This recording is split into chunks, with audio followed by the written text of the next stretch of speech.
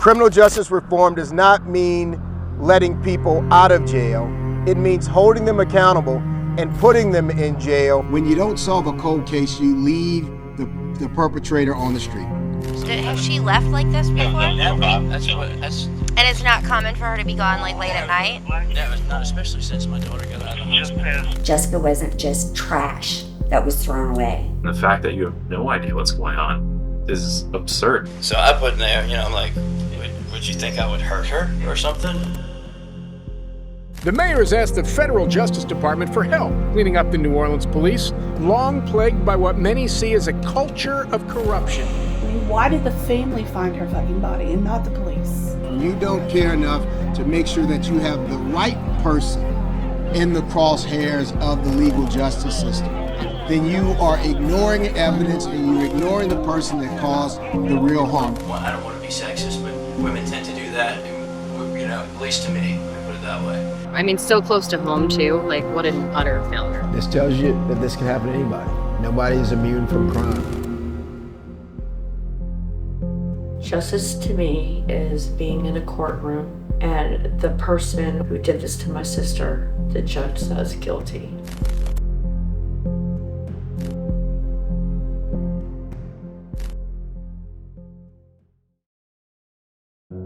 What's up, everybody? Welcome back to another episode of Lights Out, another evil mom case. So let's talk about Diane Staudte. So Diane met her husband, Mark Staudte, at a bluegrass festival in 1984. He was always happy with the kids. He was always happy with his wife. He loved them. He loved his family. And it was just a great family. So the day after Mark's birthday was Easter, and that's when they found Mark unresponsive and they declared him dead. On September 2nd, 2012, emergency services were called to their new house. Diane's oldest son, 26-year-old Sean, was found unresponsive. I think what I heard, we talked about basically a mutual hatred of Dad. Houses are nasty after somebody's died in it.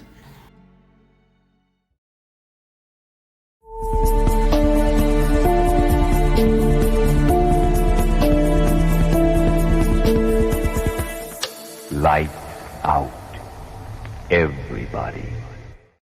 What's up, everybody? Welcome back to another episode of Lights Out. The boys and I are back for another evil mom case. I don't know why we've been on the evil mom kick lately. Seems to be cropping up here, but man, they give me the heebie-jeebies. I can't.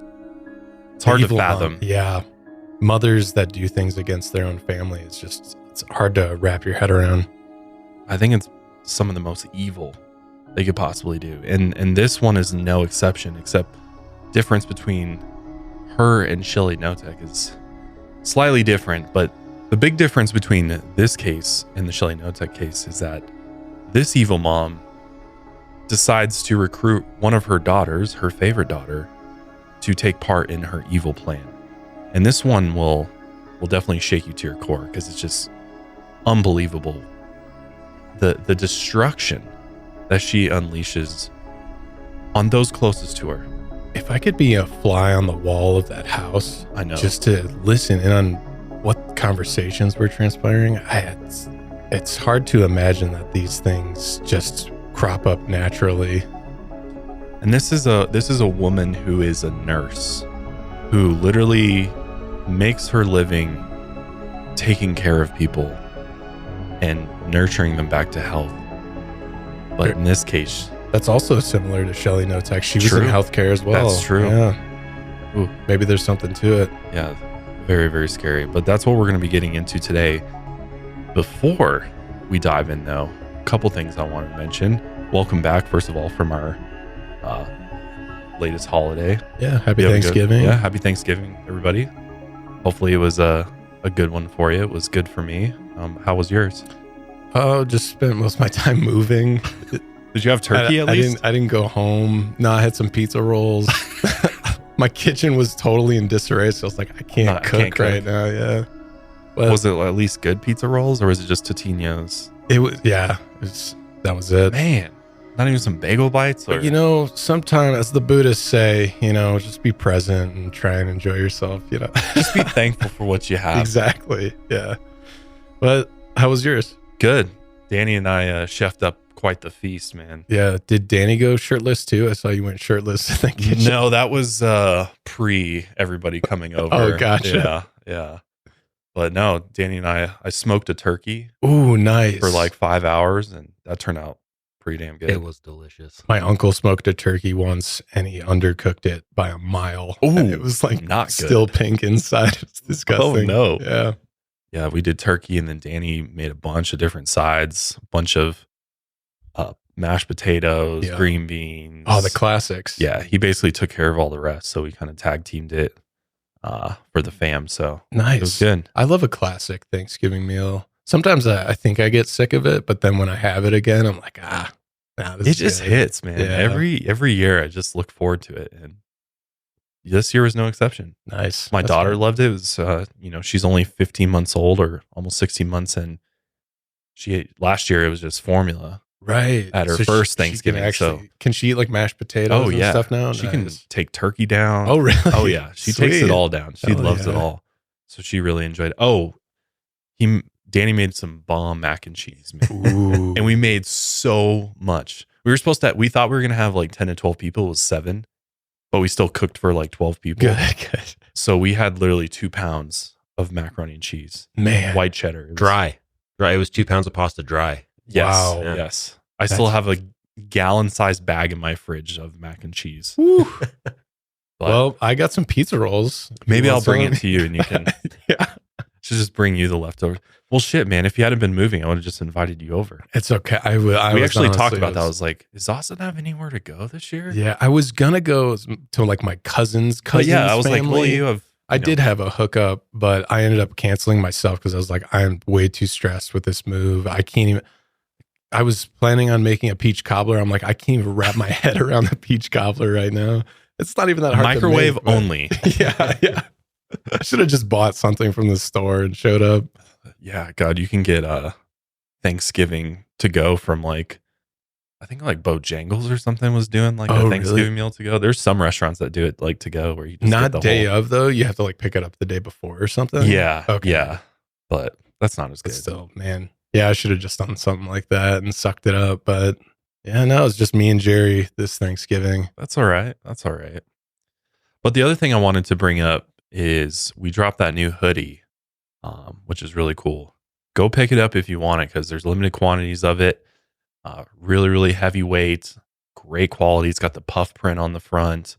Love it. It's super warm at lightsoutcast.shop. And then also, we did kind of a Lights Out Mile Higher podcast crossover last week. And actually, the episode's going up this Wednesday, so a few days before this one goes up. But if you want to go check out, Austin came over and guest hosted Mile Higher with me, and we covered Stardust Ranch. Man, that was so much fun. It was a blast. Yeah. And a great story, too. I hope Kendall goes out of town more often so I can take over. That was a lot of fun. Also, just heads up, I shine like the sun on that episode because I put on too much face moisturizer. So I'm not sweating. I'm not nervous. I'm just, I got to switch up my Just great regimen. skin. Yeah, Just great yeah. skin. Yeah. It's dewy, as they say. Dewy. But no, that's a great episode. We'll link it for you below if you want to go check it out after this one, because it's kind of got the whole Skinwalker vibe, but with a little more drama and conspiracy mixed into it. But an absolutely great episode if you're looking for some more content to watch or listen to. So yeah, lots of fun things going on. But let's go ahead and dive into this case because this one is, it's just bonkers, man. So let's talk about Diane Staudte. So let's talk about their family and kind of how we got to where we're at today. Because Diane is, I mean, if there's ever been a monster, she's definitely one of them. So Diane met her husband, or I guess ex-husband at this point, Mark Staudte, at a bluegrass festival in 1984. Mark, big into music, musician, can absolutely shred on the harmonica. Yeah. Aren't you into bluegrass? Don't you play a little Yeah, bluegrass? yeah. Well, I grew up in my brother plays the banjo, Right. play guitar, we back each other up. We did some shows and stuff back in the day, and It's awesome. yeah, get down on that, as people call it, hillbilly music. Jerry Garcia started in bluegrass. Thank you. Yeah. A lot of people don't or forget that or don't know that. Yeah. About That's the Grateful Dead. That's why he can shred so hard as he can. I mean, bluegrass is really the foundation for jam band music. Yeah, really. I mean, exactly. for that whole genre, I feel like kind of originates from those roots. For sure. Definitely. If you haven't heard bluegrass music before, we talk about metal and a lot of heavier music on the show, but bluegrass it's basically metal with acoustic instruments. Yeah. The sheer speed is very phenomenal. fast. Yeah. It's very fast. So Mark was 10 years older than Diane, and Diane really loved how nice he was, and they bonded over their love of music. Later, when she worked as a cardiology nurse at St. John's Hospital in Kansas City, Diane got pregnant, and they had a shotgun wedding on December 28th, 1985. They then moved into a modest 3-bedroom home at 2444 West Page Street in Springfield, Missouri, a sleepy college town. And here they would raise 4 children together. Their first was Sean, who was born in July of 1986. After Sean, they had 3 daughters, named Sarah, Rachel, and Brianna. And while raising a family, Diane was definitely the breadwinner. She later worked in health insurance and became a clinical supervisor for United Healthcare in Springfield.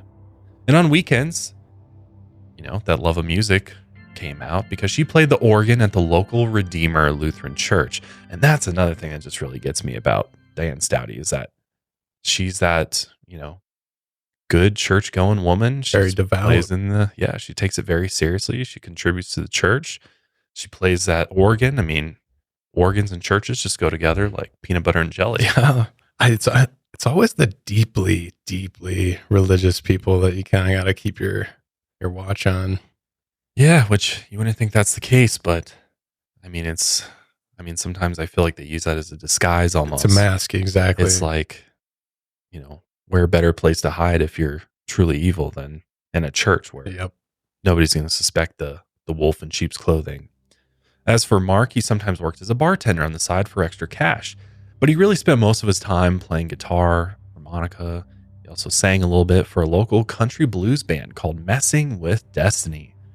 Mark's drummer and close friend named Charles Alexander once put it, "As far as I knew, Mark's life was great." So there's really no indications of anything negative brewing in the Staudte family home. So let's hear a little bit from Charles and his thoughts about Mark and their family. As far as I knew, Mark's life was great. Charles Alexander is Mark's close buddy and the drummer in the band. He was always happy with the kids. He was always happy with his wife. He loved them. He loved his family. And it was just a great family. Got to hear a little bit of the music going. Yeah. Yep. Really, really good. So from the outside, the Staudtes lived an ideal life. Mark was always warm and friendly, and Diane, though, was a little bit more quiet and standoffish, which when you see her, you definitely can see how that's very, very true. She speaks in very short sentences. It seems like she's just disinterested in most things when she talks. Which, another red flag. Yeah, right? Seriously. Charles described Diane as being friendly to the point where, or she could tolerate you being in her driveway. Because that was the thing. He's like, yeah, she didn't let people inside the house. Yeah, especially him, which he was a super close friend to Mark.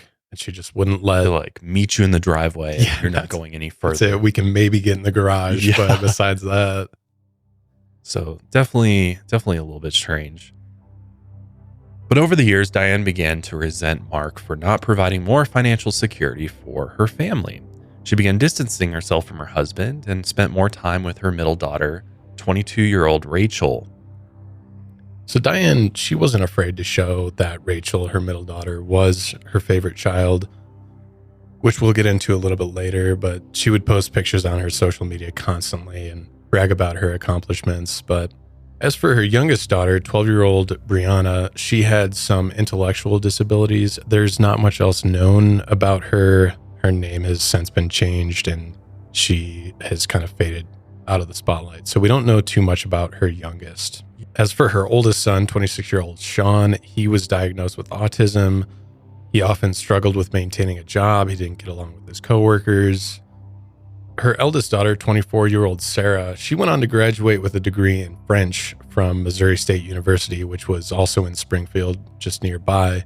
But after graduating, like many of us, she couldn't find work, so she moved back home with her family, and she struggled to pay off her student debt, which Diane was always constantly worried about and nagged her about constantly. And I don't know, were you ever there after graduating? Yeah, I mean, I can relate to that. I mean, I paid for my own college. Oh, did you? Yeah, I didn't. That's impressive. My parents didn't pay a dime for my college. I put myself through college and paid it all off. But I do understand from that like single parent income, because my home was the same type of way. Like my mom's a breadwinner and my dad didn't really work, kind of did odd jobs type of thing. So similar situation.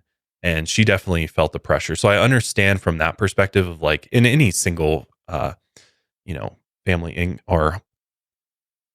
this applies to any family where there's, a single breadwinner. And a lot of us, I have friends and stuff who grew up where, their dad, made the money for the household. But that definitely carries stress, especially in these times, right? Like that's a very, very difficult thing to do. And so I could see how Diane would be irritated and frustrated, maybe perhaps with her choice of major. I mean, a degree in French. I don't really know what careers translate from that. But again, it's higher education still. But. Yeah, it's like you basically can do like English as a second language, something in education, I'm assuming is what you'd mostly get a job with French. I wonder if Diane ever like pushed them into healthcare. Like ever was like, you should go into healthcare, because obviously a lot of healthcare jobs pay pretty well, especially nurses get paid pretty well. And maybe there was something like that going on where it's like she was trying to like push Sarah into that direction, but Sarah wanted to do ultimately what she was interested in. Right. And therefore there's resentment built up from that. And I mean, I can't talk. I got a degree in creative writing. So yeah. And were you able to use your creative writing degree out of college? Not immediately. No, I was stuck in a spiral for a very long time. So yeah, it wasn't until I came across old Josh here. Yeah. Pulled you out of that spiral. Yeah. It's like, you want to write, man? Hell yeah. So yeah. So it did pay off in the long run though, but I understand the pressure, and I don't know, things get depressing and stuff after graduation when you can't find a job and whatnot. But so that's where her eldest daughter was at. But between them all, Rachel stayed as Diane's favorite through all the years. And on social media, she would brag about Rachel making the dean's list or picking up the guitar after her father. And if she already wasn't her favorite, Rachel also began performing in the music ministry in their Lutheran church. So Diane was through the roof with how proud she was of Rachel. Which, do you think some of that is because Diane sees it as a reflection of herself too? Yeah, absolutely. And it feeds her ego by having this daughter that she can show off and is kind of following more so in her mother's footsteps. That's a great point. Yeah. Versus her other kids are not really, shining the light on her necessarily in the way that she wants it. Yeah, that's a great point. So over the years, Diane distanced herself slowly from her family members. Everybody basically except Rachel. Rachel was just always under her mother's wing. And Mark, we don't really know the home dynamics here, but Mark's focus was mostly on his band. That's what he loved to do. And by 2012, his band Messing with Destiny started getting bigger, consistent gigs at the local bars and venues in Bronson, which was a city about 40 miles south of Springfield. And funny, it's also known as the Las Vegas of the Midwest, which I come from the Midwest, and I've never heard of Bronson before. They don't do good enough advertising, I feel like. Yeah, seriously. If they're really the Las Vegas of the Midwest. I will say though, from the pictures and videos I saw of Bronson, it looked kind of cool. So I guess that's what they have going on out that way. But just when his band started making more money from their shows, they noticed, especially one day, Mark was acting kind of strange. And on Friday, April 6th, 2012, the band was setting up their equipment and doing sound checks for the gig, and the rest of the members noticed that something was just a little off about Mark, but they couldn't pinpoint it. He didn't really bring the same amount of energy that he usually did. And his drummer and good friend Charles, who we saw earlier, he said, quote, "It wasn't like he was drunk or anything. He was just all out of whack." As it turns out, his son Sean also posted several times on Facebook over the course of a few days around then. And it was about his dad, and he was losing his motor skills, and he was saying that his father was suffering from some incurable mental illness. So even his son started seeing these changes in him. And on that Friday, Sean posted that his father was depressed and even suicidal. God. So major shift. Yeah. In Mark. Something physically, clearly, mentally, emotionally. Yeah. And the day after that gig was Mark's 61st birthday, and his condition just continued to deteriorate. He showed up to Charles' house ready to celebrate his birthday, but even Charles noticed that he had gotten worse over the course of the day. And he noticed the strangest part was that Mark's skin had this yellowish, greenish tinge to it, and he was still acting strange. And I know yellow tinge is a big sign of like a deep illness, like something really I'm pretty sure it's also indication of like organ failure or like some type of internal situation going on. That would make sense. So the day after Mark's birthday was Easter, and Sean posted that his father was so weak that he spent most of the day in bed. And later that afternoon, emergency services were called to the Staudte residence, and that's when they found Mark unresponsive, and they declared him dead. When police questioned Diane, she said Mark had been, quote, feeling weak the last few days. He was rarely eating and spent most of his time sleeping. Diane had checked on him several times, and when she asked him questions, all he could do was grunt. Other times, he didn't respond at all even. She also claimed that he suffered from 3 different seizures that day. So just right off the bat, it's like, that's pretty serious. Yeah. You know? How come emergency services are just now getting called after he's dead? Right. I would have taken him, like the moment he started acting strange and I could see that his skin color was changing. Yeah. That's when I would take him to the hospital, right? Well, Diane didn't really seem that worried about it.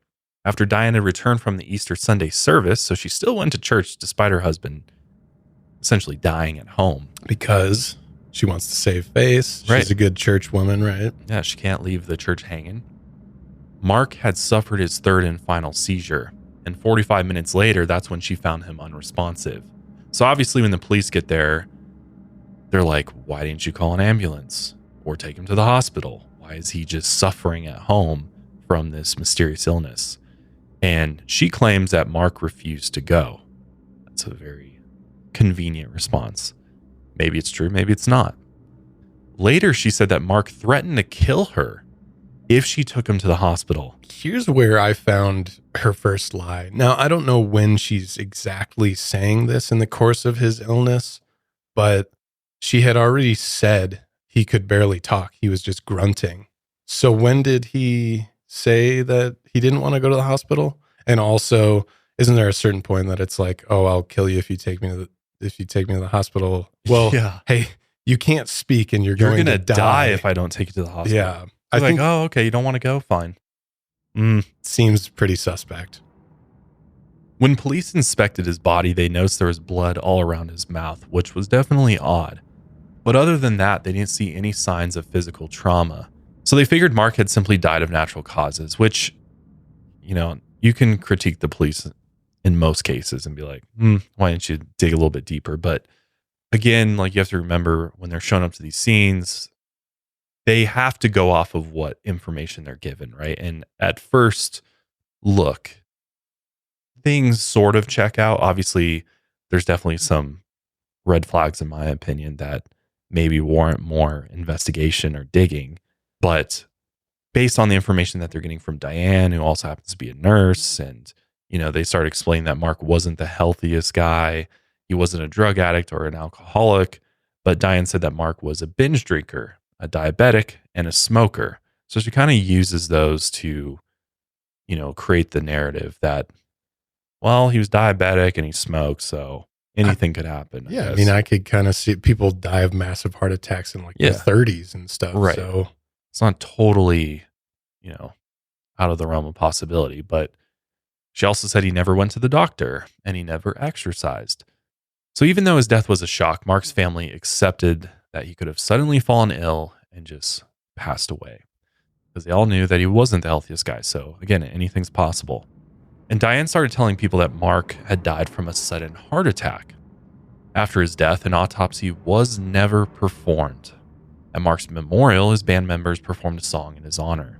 Meanwhile, Diane collected $20,000 from Mark's life insurance policy. She then quickly cremated his body and scattered his ashes in a nearby lake.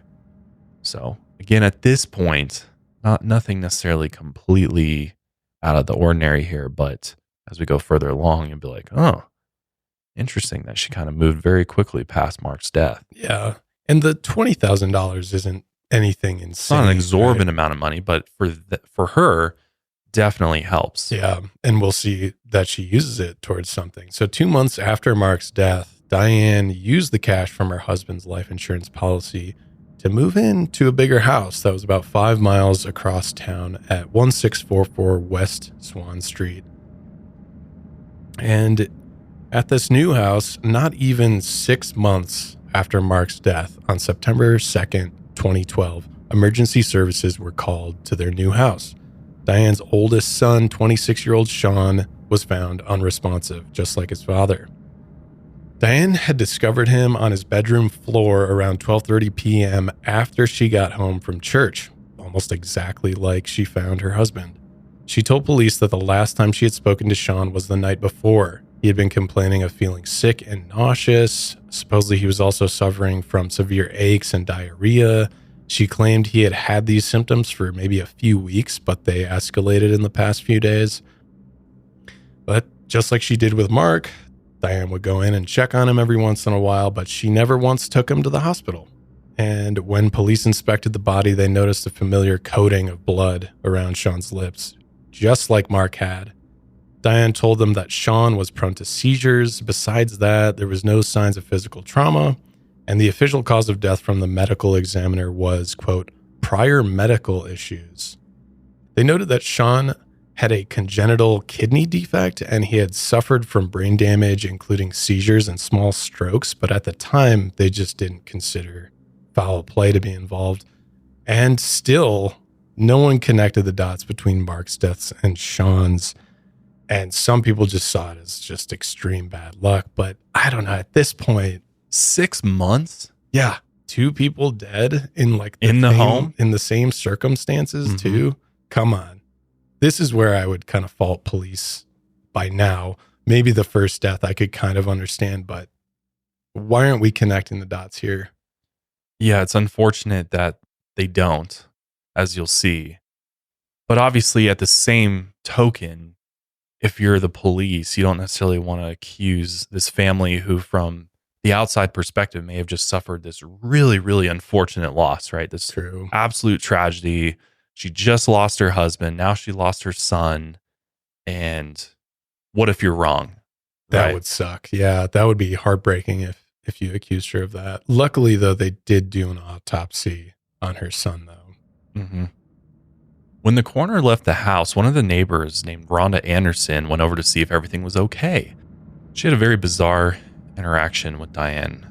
Diane calmly told her that her son had died, but she didn't show any signs of grief, which, again, everybody reacts differently in these circumstances, but still, I think it's still a sign of something. You know what I mean? Like, there's got to be something there. 6 months, especially between your husband and your son. Like, I think anybody in a normal situation would be somewhat in distress, or even if I wasn't crying, I would just be distraught. Right. I would be lost, something. I don't think I would just be operating as usual. Yeah. Well, her community figured that Diane would just be absolutely devastated by these deaths, but she hardly reacted to her husband and son's death. She didn't even hold a memorial or even have an obituary for Sean. I mean, that is huge. If that's not a red flag, like what? Like, you're not even going to celebrate your son's life. You're just going to be like, oh, that's like, come on. So all these dots are lining up, right? So hopefully it's just a matter of time here. Let's hope. She then cremates his body and then collects $15,000 of life insurance money. A month later, Rachel posted a selfie on Facebook of herself sitting cross-legged and smiling. The caption read, "Don't think I've seen my mom so chilled out like this in a long time." Okay, this is like What? 50th red flag here. Yeah. By now. That's bizarre. So not only is she not grieving, which, you know, obviously, like we've said, people grieve in different ways. The process is hard, but now we're seeing that she's chilled out and Rachel's at home. Like everything's This great. is great. Mom's doing really good. Yeah. Something fishy's going on, I think. Now with only 4 people in the house, Diane, Sarah, Rachel, and Brianna, the Staudte family got even more withdrawn and isolated. When neighbors would approach the house, the Staudtes would go inside and shut the door. So they're just like, don't want to interact with anybody. On December 31st, Diane posted on Facebook, quote, "New Year's Eve 2012. What a year of change." Okay, that's like your big proclamation. What a big year of change. How about like, this is the worst year of my fucking life. Right? Or like any mention of your husband and son. Right. Not no one ode to thing. them at all. Yeah. Very Not bizarre. even a rest in peace. Right? Super bizarre. Only 6 months later, on June 10th, 2013, Diane posted again saying, "Asking for prayers as my daughter Sarah is in critical condition in the ICU tonight." There we go. Because 24-year-old Sarah was hospitalized with failing kidneys, a failing pancreas, and brain hemorrhaging. So these are all very, very serious injuries that often lead to death. Yeah. All within this short time frame.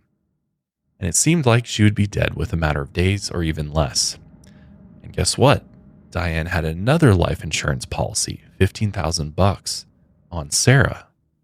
I wonder if she knew to keep it inconspicuous with the amount of life insurance policy, because if it was like $200,000, everyone would be like, "Oh, wait a minute." Especially if it went up. Yeah, Like exactly. after each death, Mhm. she But goes and gets $1 million policy or something. Exactly. And we've seen cases of people being idiots like that. Like, it's so obvious. Right. Once you see the life insurance policy number, you're like, it is so obvious that this There's your person motive murdered. right there. But she knew, I think she knew to keep it low. But while Sarah was in the hospital, an anonymous caller reached out to the police. And this caller would later, I love this. This later turned out to be the family's local church pastor, Jeff Sippy, which I love this because she's trying to save face. She's trying to look like this, blessed church-going woman who's super devout. And it's her own pastor is the one like, "Nah, I see straight through you. You're the devil in disguise here." He's like, "There's a wolf in my flock." Exactly. So he told police that he thought there was a connection between Mark and Sean's death and Sarah's critical condition. And I believe he said something along the lines of, "This isn't natural. These deaths aren't natural." And this was now the third Staudte family member to suffer from failing health within 1.5 years. So by now, it can't be a come on. coincidence. Yeah. So police finally start connecting the dots after they're basically explicitly told that this is what's going on. They head over to the hospital and they began questioning Sarah's doctors and nurses in their spare time. Good place to start. So the hospital staff told police Sarah was in a potentially fatal condition, but they couldn't figure out what was wrong with her. When police asked about Diane, the staff said she had visited a few times but didn't stay very long. Some even claimed she was joking and laughing in the hospital room, like she had no concern over her daughter's health. And she kept talking about this planned trip. She was going to go to Florida. She's like, "I'm going to Florida." She kept like telling people, "I'm going With on my vacation." daughter or Yeah, not. Yeah. that's in a fatal. Yeah. In the ICU. In the Can you ICU. imagine hearing that as a nurse? Like, "Oh yeah, I'm looking forward to those, warm sand on my feet and the palm trees, a martini or a margarita in my hand." I couldn't imagine. Your kid's literally brains hemorrhaging right now. Right. So red flag number 6,892. One of the doctors reported that all the tests they were running on Sarah came back negative. They couldn't figure out what was wrong. So obviously, if you deduce that Many thought that poisoning might have been at play. Police then returned to the medical examiner reports of both Mark and Sean, and luckily, since they did do an autopsy on Sean, they still had tissue and fluid samples from Sean's autopsy, which will come into play a little bit later. Police finally noticed the same symptoms and similar ways that they had both died. Detective's like, oh, what? This is the same as this. Yeah. Oh, maybe something's going on. Good Drawing a line physically across the page, like, my God. They do the little string on the bulletin board. Like, okay. Oh. Finally putting the pieces together. And so now, since the same exact thing was happening to Sarah, it just became obvious to them. On June 18, 2013, Diane posted to Facebook again. She said, quote, Sarah update, after talking with her nurses, if all goes well tonight, she might get out of the ICU tomorrow. And by the next day, luckily, Sarah survived and they were able to take her home. Unfortunately, she did suffer from severe physical and neurological damage. This would extend her entire life, and she would have to relearn how to walk and even speak again. And so the next move here was they bring Diane in for questioning. Because obviously they want to try to see if she'll explain what's going on. So before the questioning even began, the police already had very strong suspicions at this point of what was actually happening in the Staudte family home. It was very clear that someone was poisoning the family members, and they pretty much knew who that family member was. Obviously, Diane, I mean, if there's anybody that would understand poisons, and also, you know, as we'll find out later, there was clues in the house that pointed to her looking into different poisons and ways to poison people. So they're looking for a confession. I mean, that would be, you know, this should be a slam dunk, right? If we can get a confession, there we go. So the questioning was carried out by Detective Neil McAmis, and it started as you would expect, with Diane lying about Sarah getting sick, you know, beating around the bush. You know, according to her, Sarah suffered from bipolar disorder and claimed she might have tried to harm herself by taking pills or drinking household cleaners. Early on in this questioning process, she was laughing and acting casual while talking about her daughter's critical condition. So let's take a look at these clips, because this is just fucking wild. There's no better way to put it. She creeps me out. She's very creepy. Here's some questioning footage. I keep thinking, what drug is there that would do that? Because it almost sounds like a drug overdose, but I can't think of what. But her Where did pops she came get back it?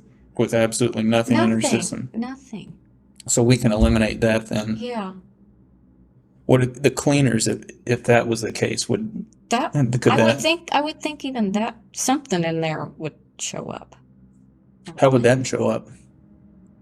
I don't know. Whatever chemicals are in there.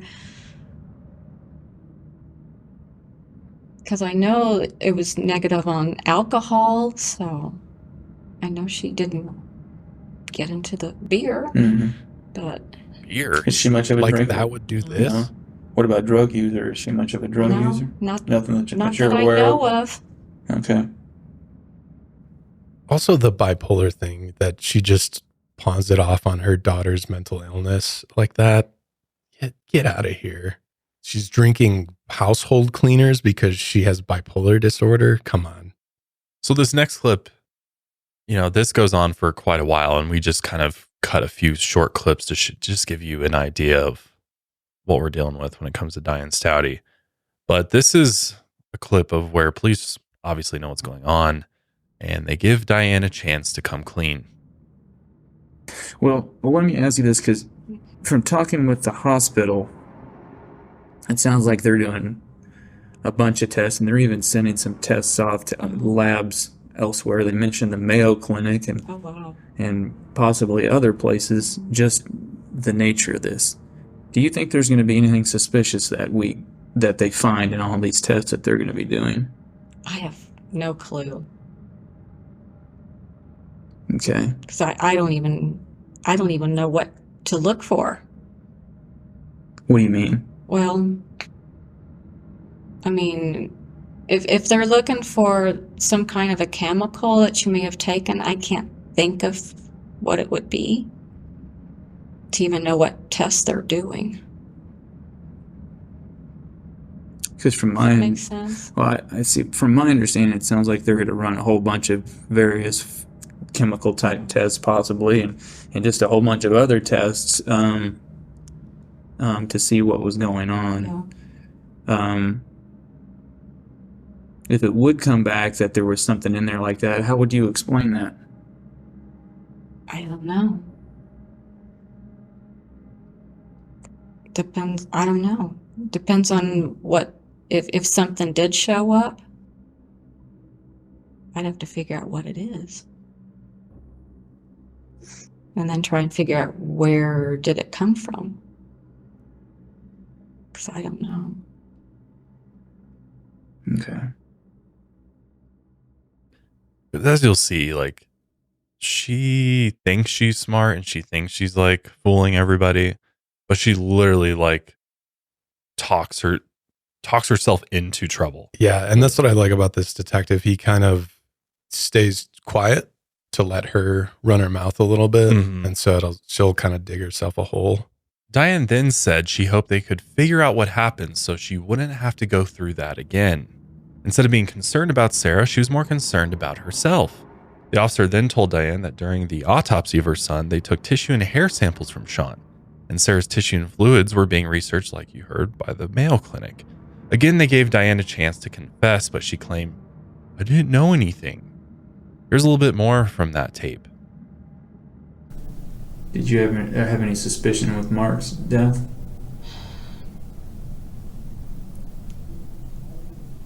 Not really. I wouldn't call it suspicion. I was not surprised. Because he would binge drink and... What was your guys' marriage like? How can I say this? We were still married, but it was not what you call a good marriage. Mm-hmm.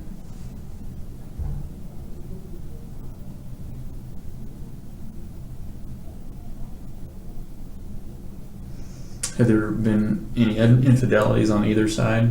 He had. He had. Mm-hmm. So I'm guessing then, just briefly, Diane, he wasn't the best husband? Probably not. Okay. Not to society, no.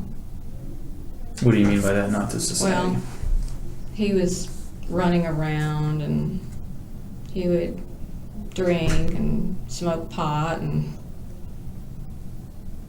So he wasn't a very good guy, is what you're saying? Yeah. I know, I've had friends who told me I should kick him out, but I couldn't find myself kicking him out. Why not? I was afraid he'd kill himself. Why is that, though? Why would he kill himself? Oh, he was bipolar too.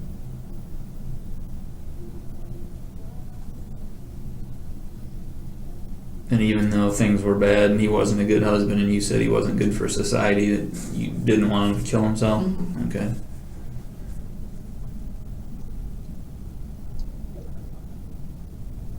Yeah. Even with all his faults, I still loved him. Okay. And Sean, any reason for anybody to want to harm Sean? I can't think of that. No. This detective's got a lot of patience, man. Yeah, I think you need a lot of patience for interrogations like this. Yeah, she's stonewalling hard. Mm-hmm. And again, she just tries to scapegoat mental illness, stuff like that. Puts all the blame on them too. Yeah, she didn't do anything wrong. Right. She's just perfect. a bad guy that smokes pot and plays in a band. Oh, it's so terrible. And she's the God's begotten organist. Right, yeah.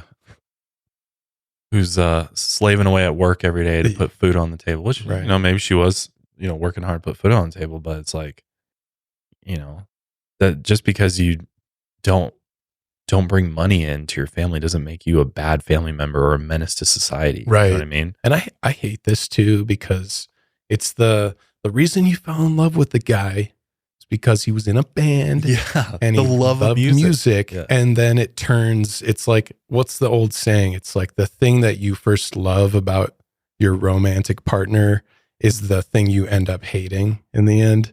And here it is. Classic example, man. So Detective McCamus decides, I'm not getting anywhere with her at this point. So he does a very, very smart move and uses that good old religious guilt.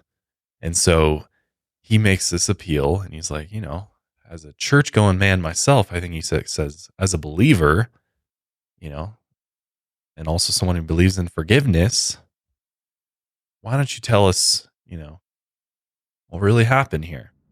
He's about to play her own card against her. Mm-hmm. When people, do things, it's always good to ask for forgiveness. You know that. And oftentimes the best way to ask for forgiveness is to talk about it and give an explanation as to why things happen. Notice how he scoots closer to her. As far as,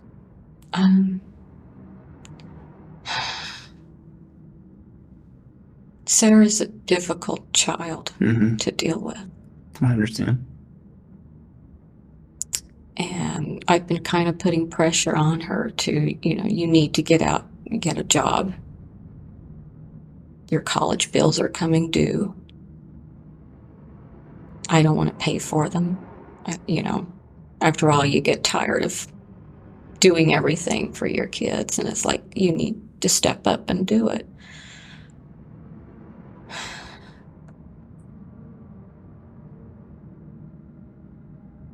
But as far as, I don't know.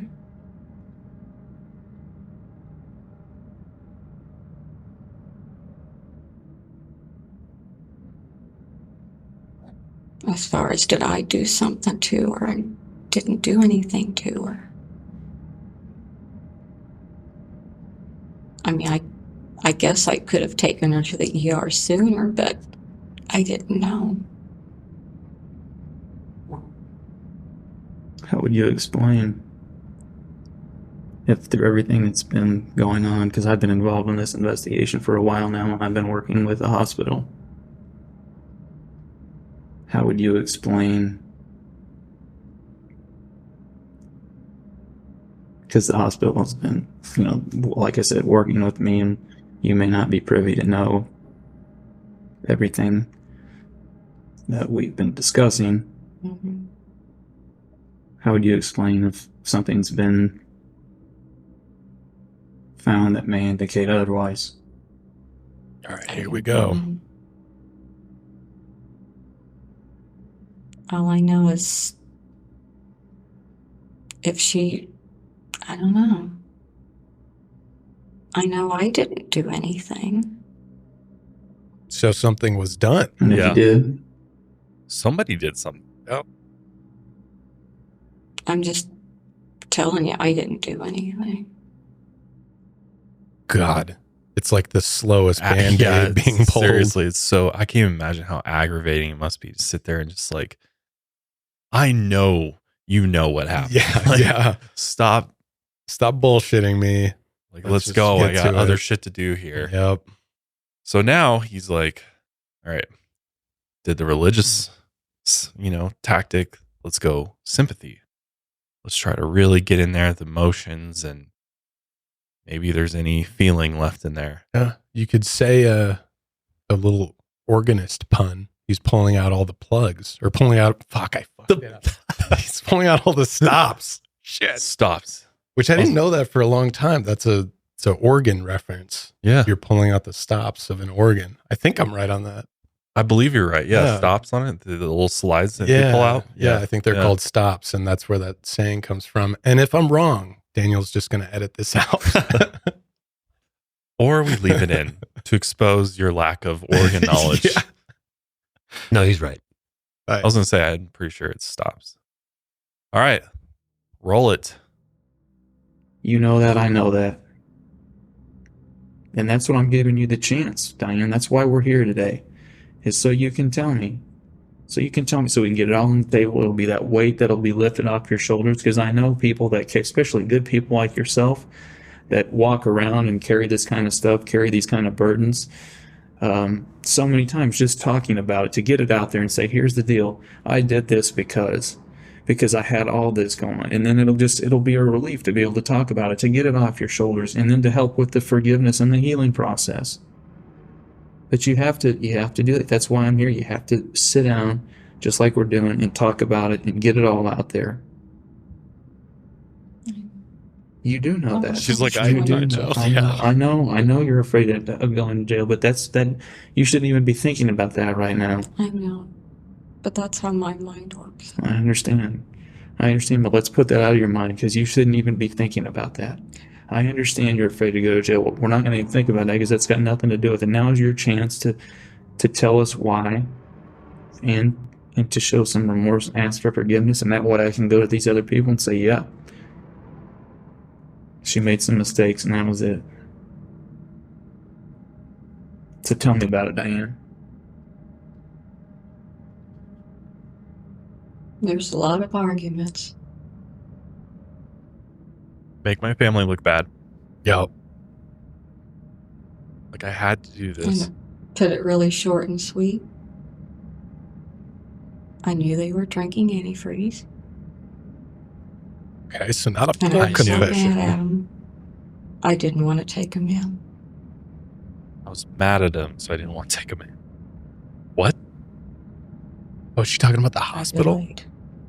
Oh, yeah, she's talking about taking them into the hospital. When they start getting sick off drinking antifreeze. Yeah. Why'd you delay? Because I was mad. And that would just eliminate those problems, wouldn't it? They wouldn't be there to nag you, to bug you, to talk bad to you, to be mean to you, to be disrespectful to you.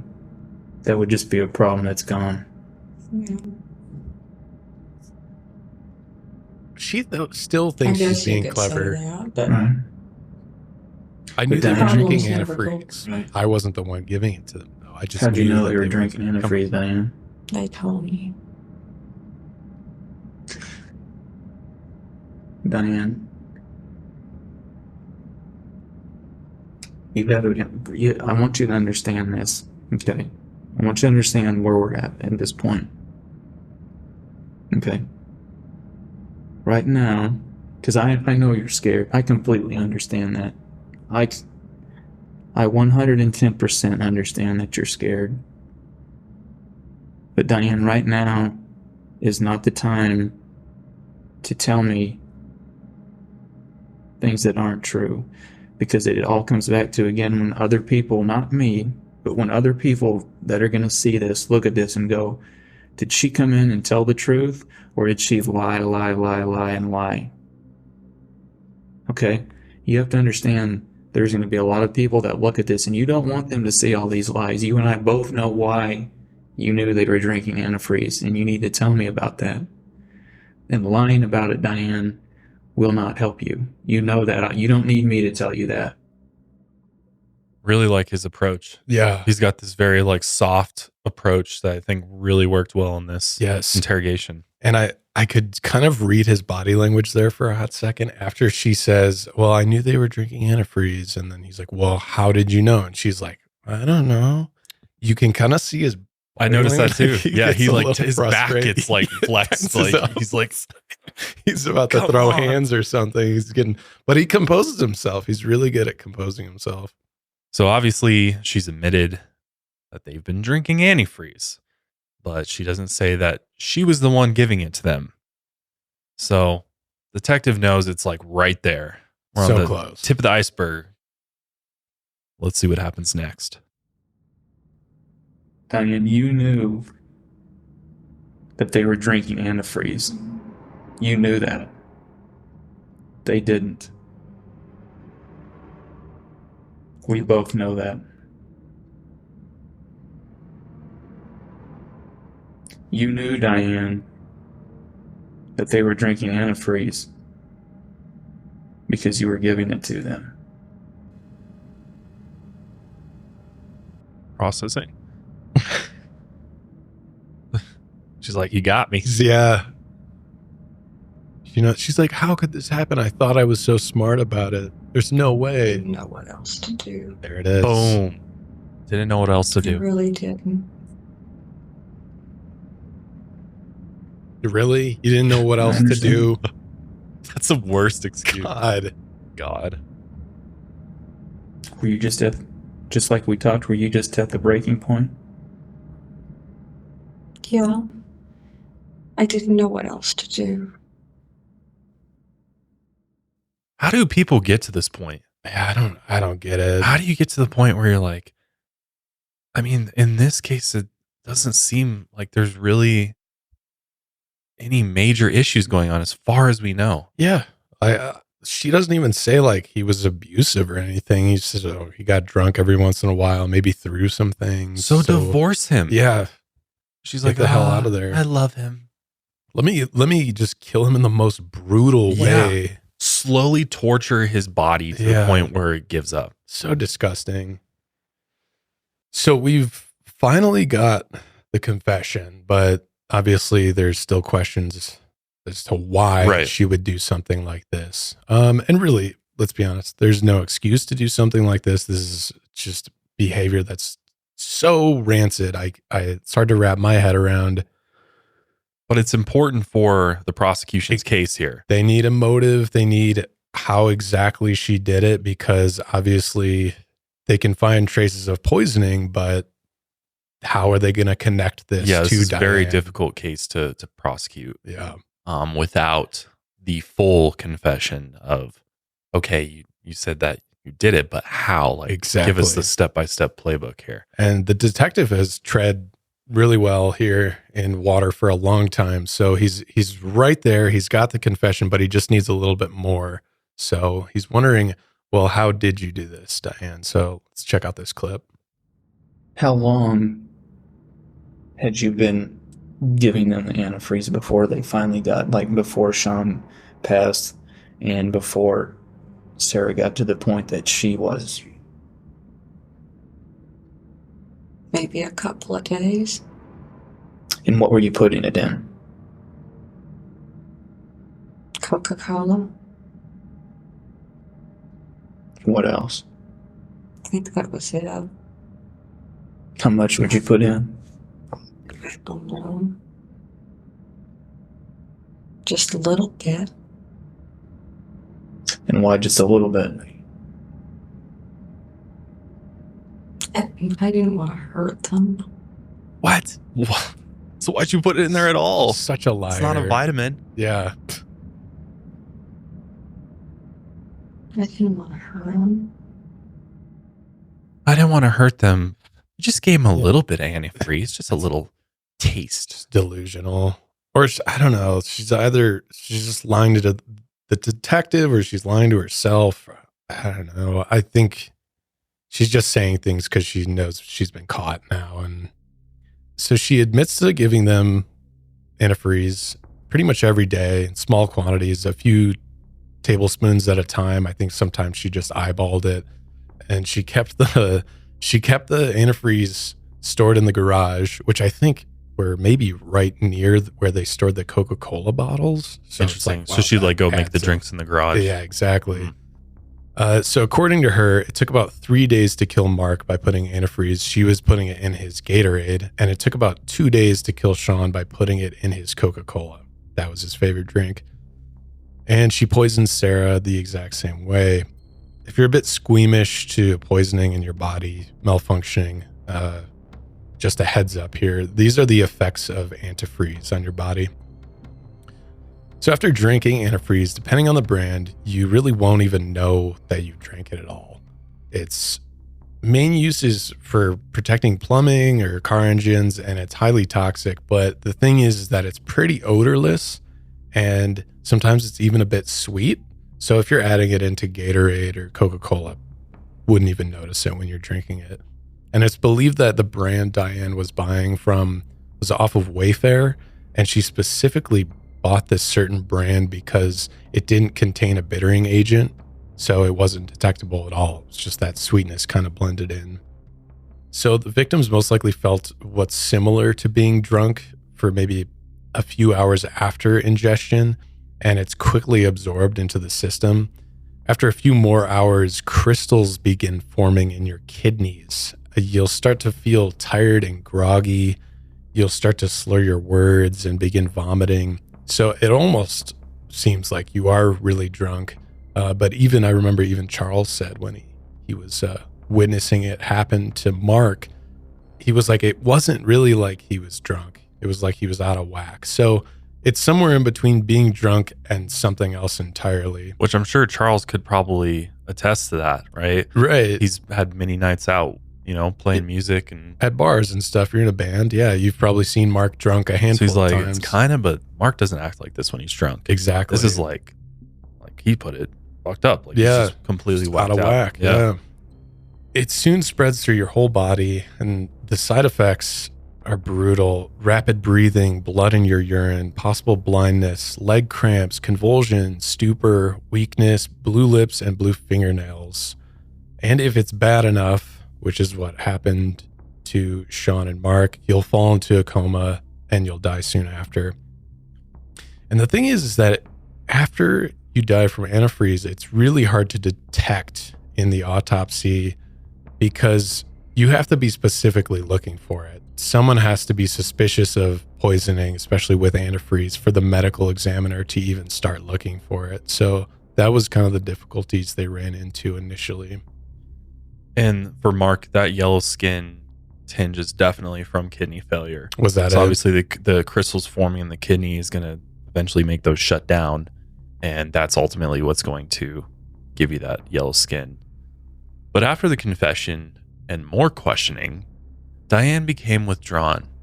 She put her feet up on the front of the chair and sometimes hugged her knees.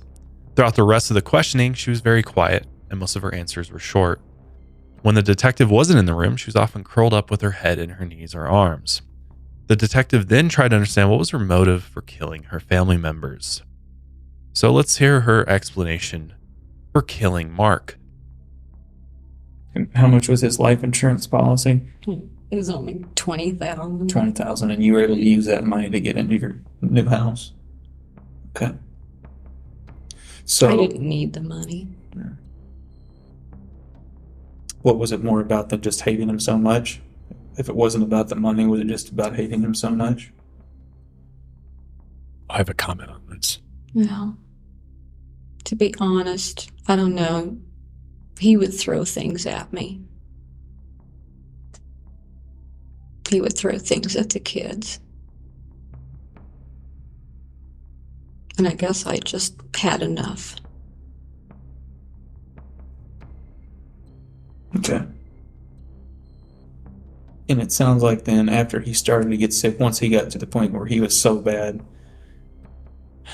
that it sounds like you just waited until he passed and then you called 911. So you knew he was dead before you called 911. Okay. Did you check him for a pulse, or how did you know you did? And there was no pulse. And obviously from your training, then you were aware that he was dead. And okay. How long had he been dead before you called 911? Maybe 5 minutes. Okay. So were you there kind of pretty much checking on him regularly to make sure when he was, and then when he finally did die, then you called? Mm-hmm. Okay. The first thing I noticed right off the bat, she says, I didn't need the money, but that's why she resented Mark, because she's like, I'm the breadwinner. He doesn't bring any money to the table. And now she's saying, well, I didn't need the money. That's clearly a lie. Yeah. She's just a bad liar, and she's just trying to stick to her guns and her silly story she's trying to spin. Mm-hmm. It was all about the money. The whole motive for all of this is the money and the fact that they're a burden to her. Yep. Because we also know that Sarah, she was always constantly bugging Sarah about her college tuition or her Which I'm unpaid like, bills. From my experience, most of those college loans end up falling back on the parents anyway. Is how most of those loans usually work, is like parent cosigns for them, which maybe she didn't have loans that were cosigned for, but in order to get the higher amounts, in order to actually afford college, I know this from firsthand experience, you must have a cosigner on those loans. That makes sense. So it's like, what did she even know that was her plan to kill her daughter? And then what? You thought those loans would just disappear? No, most likely those loans would then fall Go back straight on to you you. anyway. So it's like, what is the point here? Yeah. There is no point. So when talking about being a burden, and this is just so fucked up when talking about Sean had autism, and for somebody in the medical field, you'd think she'd understand autism a little bit. Right. And I mean, I don't know the extent of the autism or there's a huge spectrum to it, right? So he seemed to have trouble holding down a job, and it just seemed like she just killed him for purely selfish reasons. She just didn't want to have to be a parent to a child with autism. Yeah. Which is so evil. Yeah.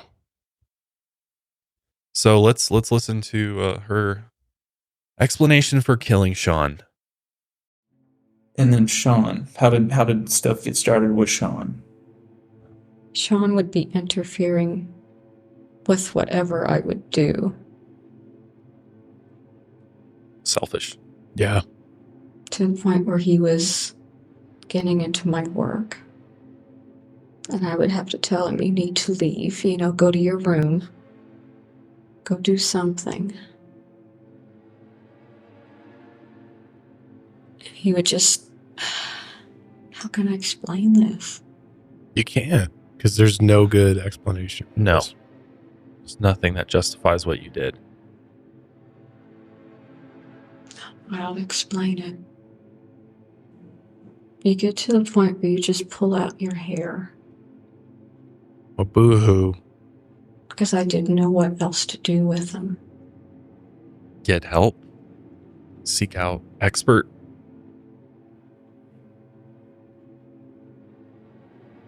God, it's such a terrible reason to kill yourself. Just a constant bother.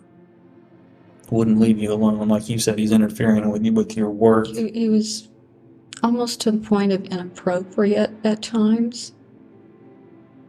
I mean, to the point where he would walk into the bathroom if the door was shut. I mean, just really bizarre stuff. He was such an interference and a bother, you just said you can't take it anymore. Oh, it was more than a bother. More than a bother, okay. Yeah. Would a pest, would that be a good word for it? Well, it was more than that. Even more than that? Yeah. How would you describe it then? I'm lousy at explaining. Yeah, you are. At least she admits that. Yeah. It's to the point where I just wish I could leave. Mm-hmm. Well, why didn't you? And walk out. Because that would have been a better option than what you did. I should have. Still would have been a terrible mother if you walked out. Right, walk out on your kids. Would have been a better alternative to this. Far better than killing them. Diane also admitted that at one point she changed her mind and considered taking Sean to the hospital, which would have been a smart decision.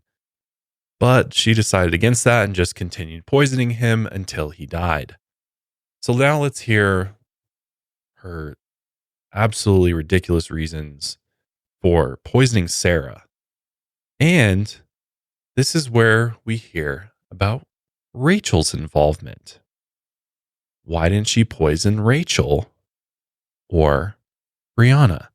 Let's hear what she had to say. With Sarah, you said it was the same with her. You 4 days. It took 4 days. You were giving it before she started getting sick. Okay. And then you said with her, it was more of an all of a sudden. You said she was just a little sick, and then all of a sudden she got really, really bad. Okay.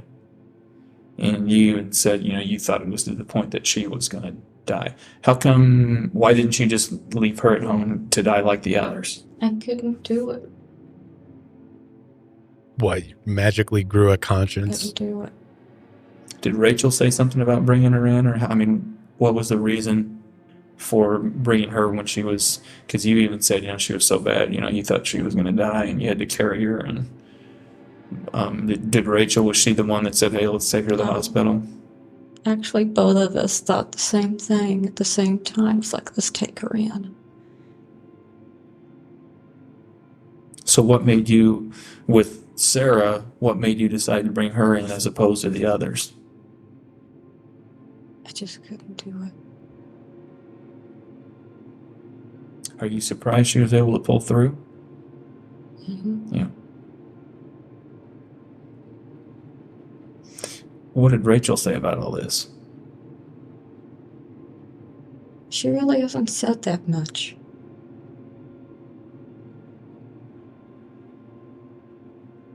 What's her involvement? She doesn't know a thing. Interesting. Other than her and Sarah don't get along that well because Sarah used to beat her up.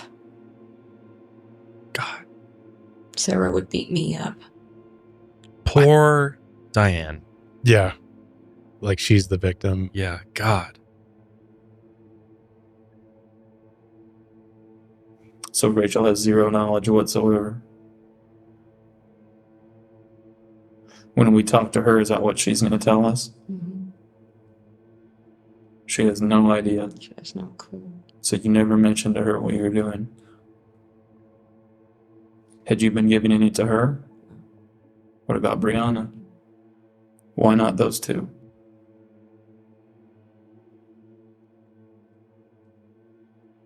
Because I love them.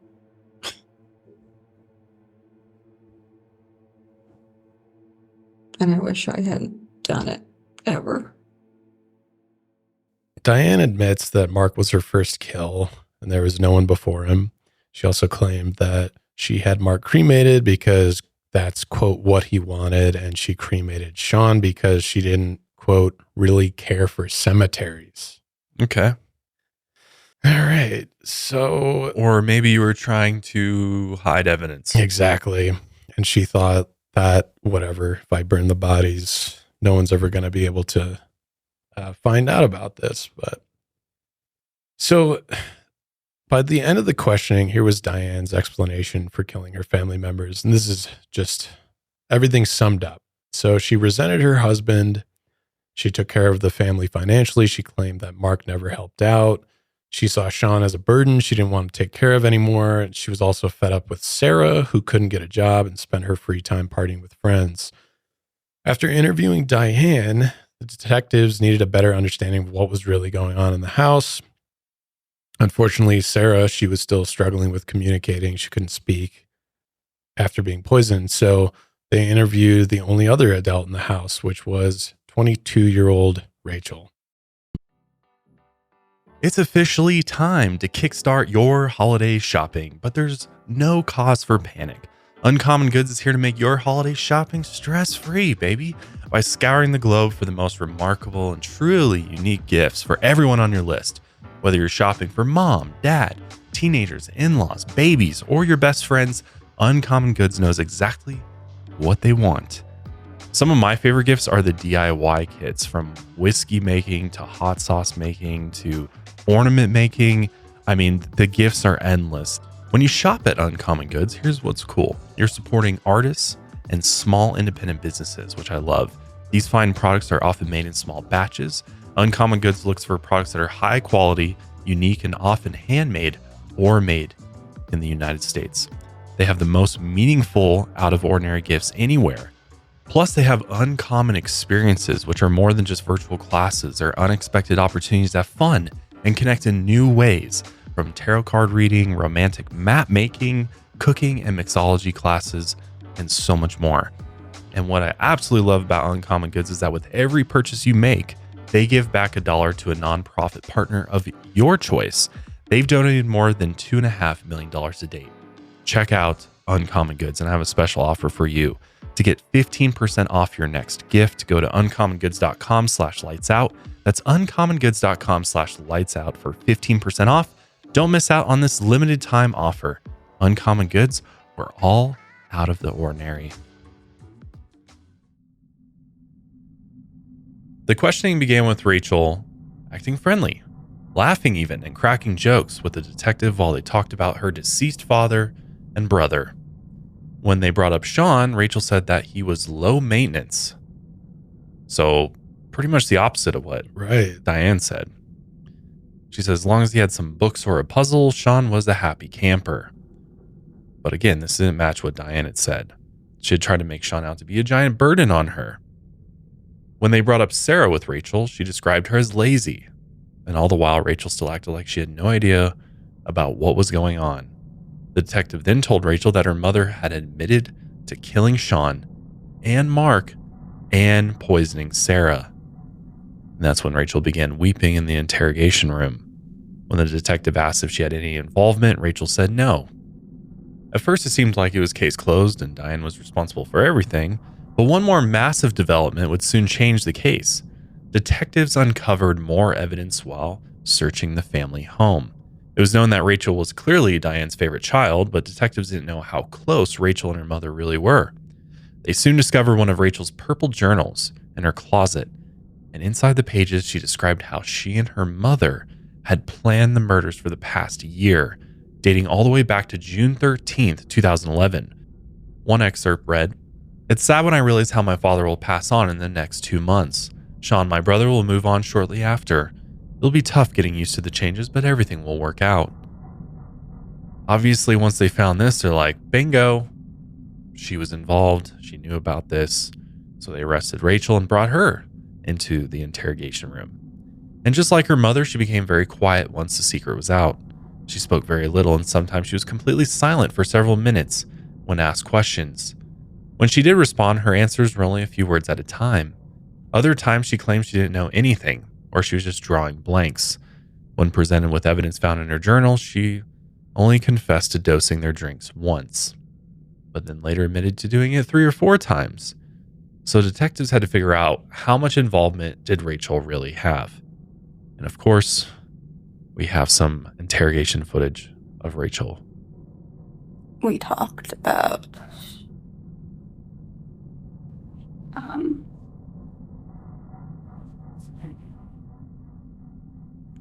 basically a mutual hatred of Dad. It progressed from there into what to do about it. Her demeanor has changed so much, because in that first questioning, she's joking. "Oh my God, my phone's running out of battery." She's like nothing's going on, super casual. And I wonder, she's kind of cut from the same cloth as her mother. Yeah, clearly. Supposedly, she goes on to explain that Diane had written private thoughts in a journal that Sarah had gotten into. Now, this is all according to Rachel. Sarah also overheard discussions about Rachel and Diane plotting to kill family members, and Rachel called this book of her mother's a dream journal. Diane had hidden the book inside her desk at home. She wrote about dreams and fantasies like Mark and Sean dying. It was nothing super explicit, like planning. It was just kind of these abstract thoughts about them dying. After a while, Sarah ended up finding that book, and then Diane had to shift. She started writing on her computer instead, but she also had to deal with Sarah potentially knowing about these murders. They later dosed Sarah's drink with antifreeze while she was distracted watching YouTube videos. So this might have been the motive for targeting Sarah. She may have not been in their planning at first, because if you remember Rachel's diary entry, she doesn't mention Sarah dying. She just mentions Mark and Sean. So maybe the plan was never to kill Sarah. It just happened that Sarah kind of found out about what was going on, so they targeted her. Here's more interrogation video, and there was basically a moment of Rachel and her mother Diane considered, should we bring in Sarah into our inner circle, or where does she stand on this whole thing with Mark and Sean? Basically, should we let her live or die? Right. Is the essence of this. Yeah. Was Harris hesitant initially, because you said she was kind of in shock? Was she hesitant at all, or did she just agree with you guys and say, "Yeah, we got to do this"? Because I guess, did she have a hatred for your dad as well? She was extremely hesitant.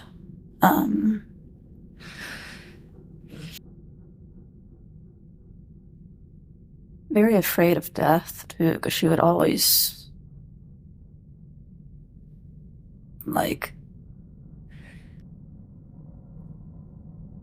talk about not wanting to die. So she was hesitant at first because you said she was afraid of death. She was always talking about not wanting to die. Okay. And at what point did she finally say, yeah, let's do this?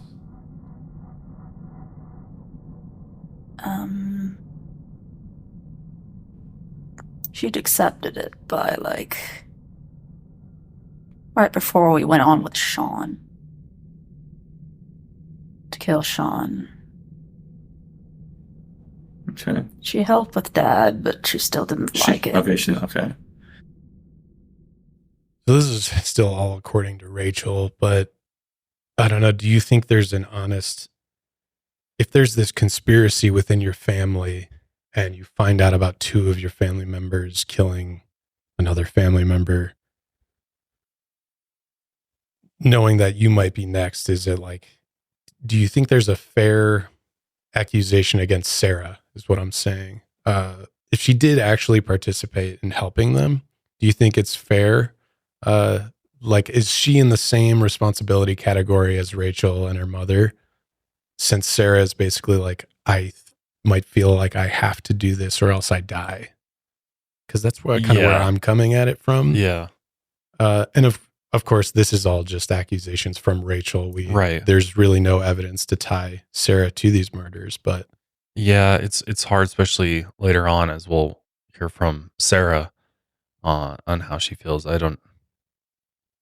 I wouldn't put the blame on her. I mean, these 2 are very manipulative, and they're clearly only out for themselves and taking advantage of her.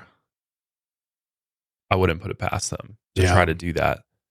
And in the end, we know that they ended up trying to kill her. So yeah, obviously she was not in their inner circle.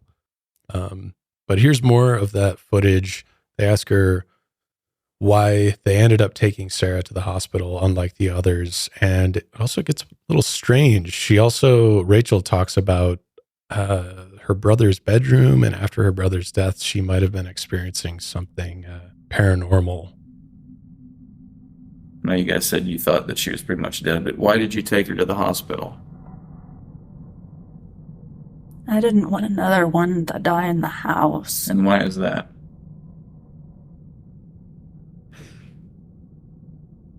Because houses are nasty after somebody's died in it. Okay, and what does that mean? What do you mean by that? I get a lot of nightmares. Like after Sean died, I moved into his room and it was awful in there. I kept feeling things in there and just didn't want that again. Okay. So you didn't want her to die in the house. And you guys, it explained to me why you waited to the point you did to bring her to the hospital. Was it just like you said, you just didn't want her to die in the house? Did you want her to die in the hospital instead? Great question. Yeah. Okay.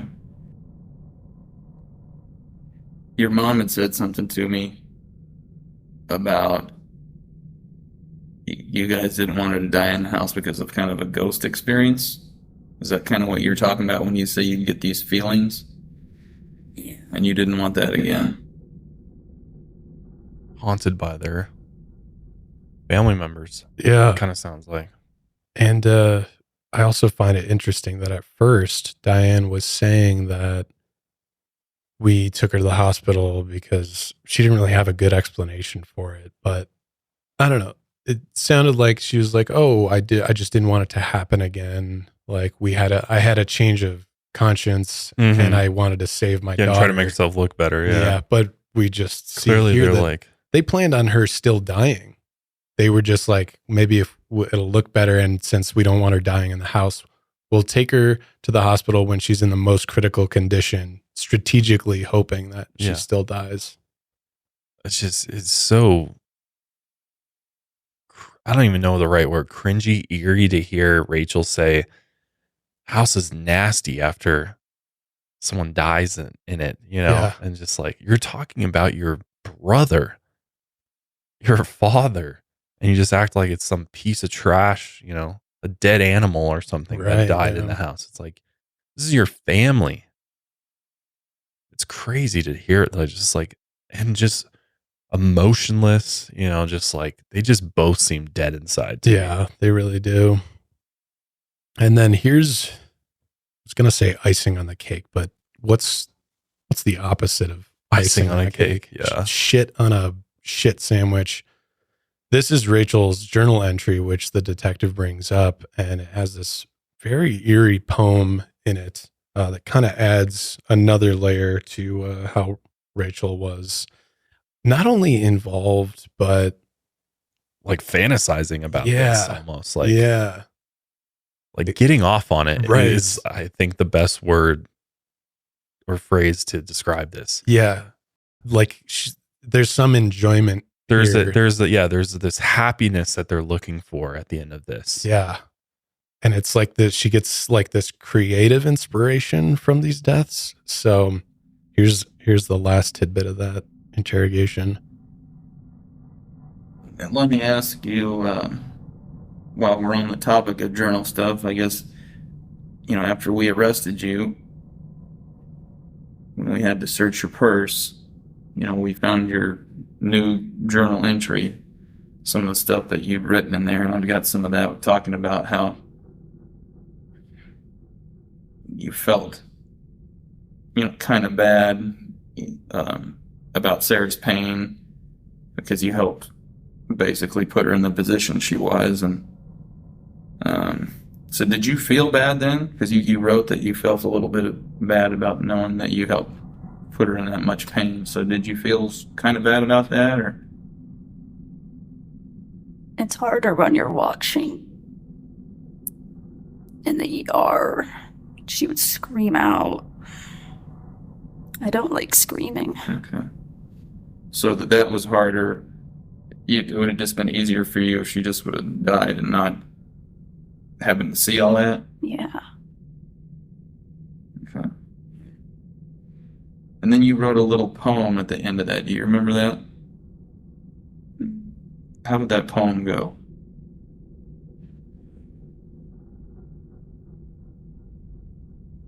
I read about the nurses a little bit. Right. And it's like, they make you feel stupid. Mm-hmm.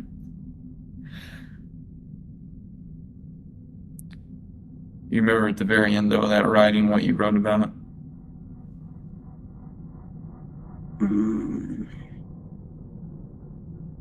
Something to the effect that I know what's happening. Something like this. It said, once upon a time there were 6. Now there are only 3. Only the quiet ones are left. My mom, my little sister, and me. Only the quiet ones are left. That's so eerie. And you would, I don't know, you would expect poetry in a moment of grief to be. Not that. Yeah. Right? Just so cold, too. It's just chilling. Yeah. So Rachel admitted that killing her brother was unfair. And, honestly, like, I don't even know what to believe half the time during these interrogations, but I'm just reiterating what she was saying. And in her opinion, they should have just sent him to an assisted living facility, right? Which, definitely exists. So it's wild that she had a solution for this, and maybe they had spoken about this at some point, but they ended up choosing not to go with that route. Perhaps the money it would cost to do that True. is my guess, is reason why they didn't just go that route. It seems like they probably, and maybe not, but they probably thought of other solutions, but all of those solutions involved more money to do it. Yeah. A divorce, got to split finances. There's, he doesn't work. So is there spousal support that gets implemented? Sean goes to there's definitely facilities like this that exist. But then who's going to pay for that? Right. Pay for that. Sarah's got the student loans. It's like they all carry, this monetary debt with them in some way. And so she was like, well, the only way to avoid that is if they're just not living anymore. Which is wild that's the solution. That's the of logic. all this.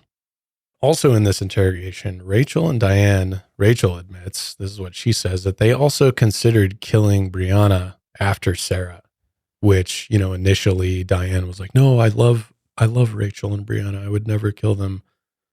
But I don't know. Who knows what's true at this point? They were going to poison her with root beer, supposedly like the others. And Rachel also admitted to helping her mom research ways to kill their family members before committing any of the murders. And I think this is huge. They looked into poisonous plants and cyanide in their search engine histories, which, God, if you want to talk about dumb criminals, just blatantly reveals everything in your search engine. Detectives found searches like suffocation, pills, how to kill your husband. Good God. Rachel even researched to see if they could use a form of Wiccan magic to kill their family, which we know Wiccans no aren't. results for that. Yeah, right. There is none. In the end, they chose antifreeze, and Diane recruited Rachel to help her. So what exactly was their eventual goal? I think we have a good picture of it now, but here's, in Rachel's own words, here's the eerie goals. For as far as Dad, it was for a little peace. Okay. A little peace? What? Good God. Sean, because he was annoying and... Wow. Okay. Detectives got to be like, what the fuck? Sarah was just very nosy. Very nosy. Nosy, annoying, and disturbing the peace. Dead. Yeah. What the hell, man?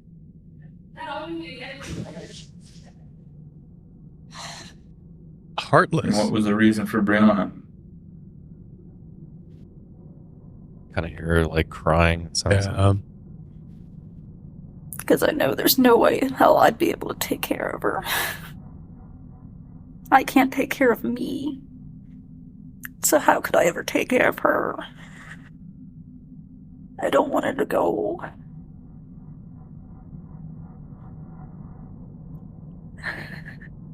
I just wanted her to be with me.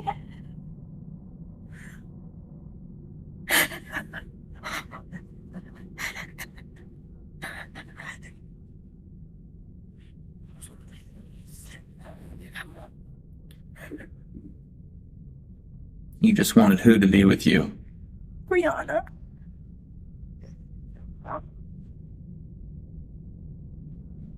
You just wanted Brianna to be with you? Then why were you going to kill her, though? Because then I would go with her.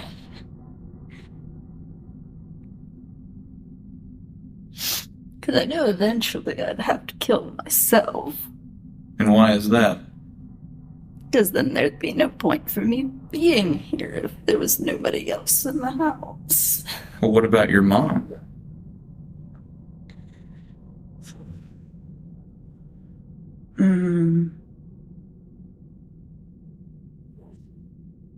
We talked about that. And she basically agreed if I wasn't here, she would have killed herself a long time ago. Same goes for me. Does that make any sense at all? No, and it kind of feels like in their minds or whatever justification, or it's all a lie, who knows, but there's like this false dichotomy of either you take care of people in your family or you kill them. And like that's how or you're just dead. That's how they've rationalized this entire thing. It's either you live in misery with the burdens of your family or you kill them. And that's mind-blowing to me. So Rachel was worried about getting caught. And here's a weird response that she had, because the detective asks both Diane and Rachel if they ever even considered getting caught. Both of them said not really. And Rachel, when she thought about getting caught, she had seen TV court cases and didn't want to become one of the people she had seen on TV. Bizarre response. Well, that didn't work out. Right. And she just wanted to be left alone. according to her, she never discussed the idea of getting caught with her mother, and she never really thought she would ever get caught. So they thought they were going to get off scot-free. They thought they were so smart and so thought out, but really they're dumb. Yeah. Very dumb, both of them. My thoughts too about their eventual goal is like, I think money is at play here. There's not another child that they have to split the money with or spend money on. Less expenses. Yeah. Rachel and her mom can live the life that they always dreamed of. That's kind of the only thing that makes sense to me, really. Yeah. All the other shit just is, I don't know, doesn't really have any logic to it. It's like, it's hard to find logic in this case, honestly. Yeah, exactly. So after the confessions, Diane was charged with 2 counts of first-degree murder, 1 count of assault in the first degree, and 1 count of armed criminal action. Rachel was charged with 2 counts of second-degree murder and 1 count of first-degree assault.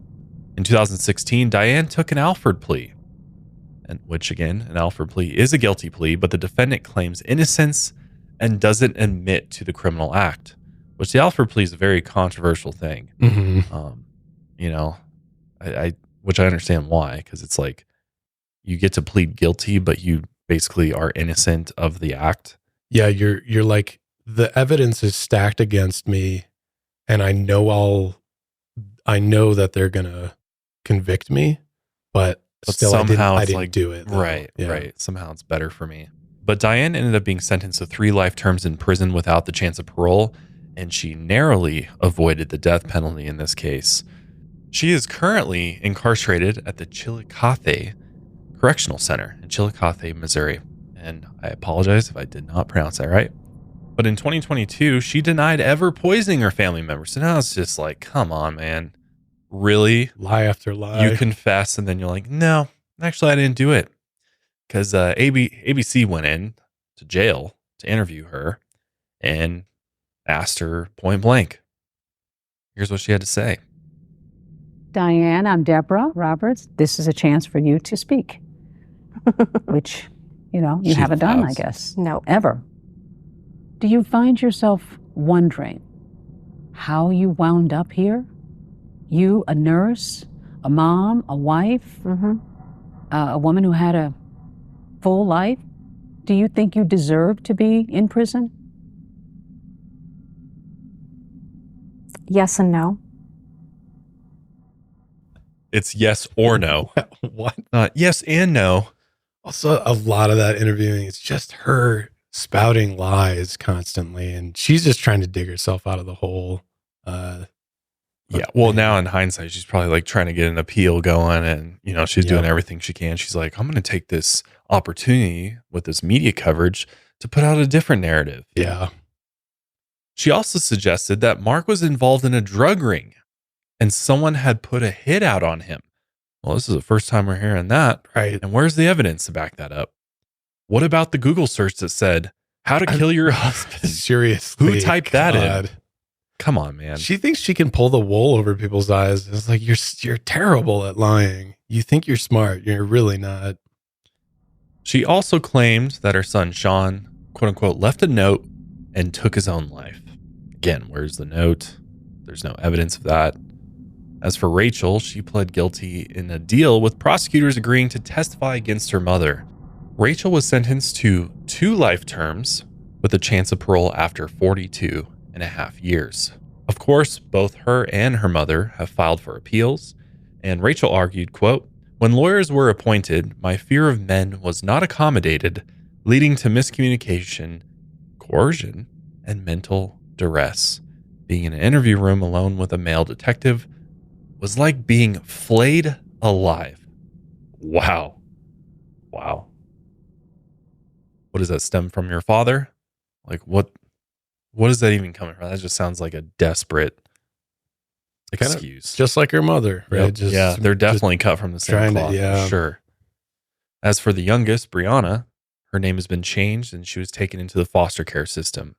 Sarah was left with permanent physical and psychological trauma, but she has since forgiven her mother. She actually does it in court. Let's hear what Sarah had to say. I'd prefer to be a survivor than a victim. She not only took away my dad and brother, but she took away my independence. What's so absolutely messed up about Sarah being in court, having the courage to say these things and stand before her mother, is that her mother didn't even look at her, refused to turn around and look at her own daughter. Sarah later said, quote, "I am a Christian and I believe forgiveness is the only way to go. But even with that forgiveness, she no longer sees Diane or Rachel as her family. In her own words, she thinks of them as killers that hate me. She will live in assisted living for the rest of her life due to the effects of the poisoning. Throughout the years, she has added information about the case to her Facebook profile, and her banner included a picture of her father Mark performing with his band, Messing with Destiny. And just like Mark, Sarah now has a strong interest in music, and she has since picked up playing the bass guitar, which I'm happy to hear. I'm just so happy that she survived and her life is forever changed in many horrible ways, but I'm glad that she's trying to create, do a her happy best. life for herself, Yeah. the best that she can. And I hope for Brianna's sake that she's doing okay. Yeah. But I can't even imagine having to deal with this. Yeah, your entire family is just fractured and gone essentially. But man, I've said this before, but it's always, I don't know, liars, manipulators just terrify me. And Diane, I think the thing with Diane is that, like many killers on paper, it's like, oh, you're just kind of an average Joe. Mhm. You go to church, your life at home is whatever. People don't think twice about it from the outside. Everything's, quote, normal. But something seriously, deeply wrong in this household. And I'm always curious of what was really going on for, the months and years that preceded this. We don't really know who Mark was to a deeper degree. We just don't really know the family dynamics that much. And since they're such liars, it's like you can't really trust what they have to say about a lot of it. Because, the big question is, how did this escalate to murder? Yeah. How did we get to the point? And was it really just because of the financial burden and the emotional burden that drove Diane to want to permanently remove them from their life, but also the rest of her family's lives? That's the big question there that we probably will never know, especially now that she's like, I'm innocent. I didn't do anything. Yeah. My husband was connected to a drug ring and stuff. She's just, I think she's just a deeply, deeply selfish, disturbed individual. And it sounds like everybody who's ever come in contact with her, even outside of the family, has picked up on that in some way, shape, or form. For sure. So it's just, maybe it's just, and her daughter seems to be the same way. So it's just a deeply rooted, almost genetic thing. Like this is just something that has always been there, that manifested itself when the opportunity arose. Yeah, because they did say, I don't know, this is according to Diana, obviously, but she did say, she's like, in the early years, things were really great. So yeah, when did it start? Was it like a really, really slow decline? And then all of a sudden they were like, now's the time? Mm-hmm. Was there the straw that broke the camel's back? It just seems like we're missing something. Yeah. Or maybe it's just hard to compartmentalize this case because it's just so crazy to think that someone would do this for any reason. It's wild. Yeah, it just makes no sense whatsoever. I am glad that they got proper justice was served, I feel, in this case. Yeah. I think life in prison without the possibility of parole is very, very fair for Diane and what she did.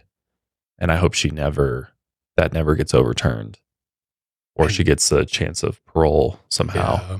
And I know Rachel, she'll be in, as her sentence stands now, she'd be in her 60s, I think. Yeah, I mean, her whole Late life's 60s. over. Yeah. Although there is always a possibility of her paroling earlier than probably True. 42 and a half years. True. Probably, and especially through the appeals process. So we'll have to just see if anything comes of the appeals process and they're able to get their sentences reduced or anything like that. But for the sake of her family and for those that were just murdered, I mean, being poisoned to death just is a horrible, horrible way to die. I mean, your whole body essentially shuts down. Yeah. And your last days are you just being tortured, basically being tortured. I feel just so bad for Sarah, Brianna, and obviously Mark and Sean. I mean, Sean, it's like he didn't even do anything. He's just being who he is, you know? Yeah. And his own mother was like, nope, I'd rather you not be here. Yeah. Well, you would walk into the bathroom sometimes, just the craziest excuses for how she justified these killings. Danny, any thoughts on this case, or you feel like their punishment was just? I mean, I feel like no punishment is ever going to be just. Yeah, it doesn't bring back those situations. As far as Diane goes, I mean, it really seems like a lot of what she did was to try and save face. I think that's the whole reason why she ended up killing instead of getting a divorce. I think the divorce would have been financially messy. It probably would have ruined her, good looks in the church. Absolutely. And so she found she got away with this. It'd be a lot easier, and it's just disgusting. And as far as Rachel goes, I think she's evil too. I think she's, like Austin said, cut from the same cloth as her mother. And I mean, I hope she doesn't get out. I hope she doesn't get paroled, anything. I hope she stays in there, and I hope she fucking rots. Really. Amen. Yeah. I have not much else to say about this one. About it. My God. Yeah. Just a horrible, horrible tragedy for this poor family.